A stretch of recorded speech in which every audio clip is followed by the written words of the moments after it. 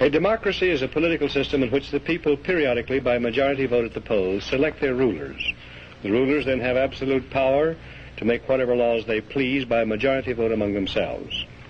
In a constitutional republic, the people also, by majority vote at the polls, select rulers, who make laws by majority vote among themselves. But the rulers cannot make any laws they please because the Constitution severely restricts their lawmaking power.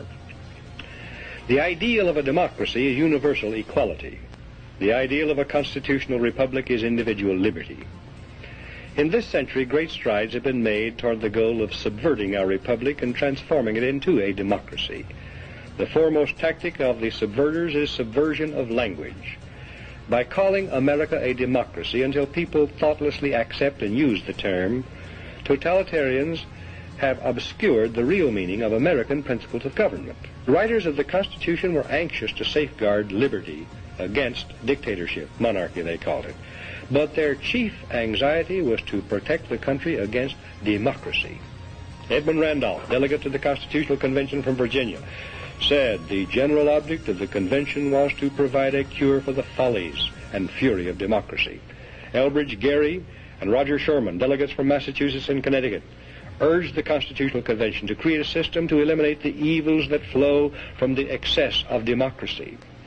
Alexander Hamilton, delegate from New York, said, "We are now forming a Republican government. Real liberty is not found in democracy. If we incline too much to democracy, we shall soon shoot into a monarchy."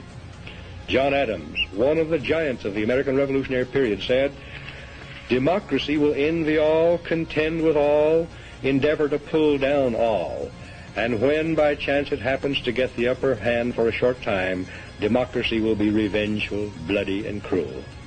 America was founded not as a democracy, but as a constitutional republic.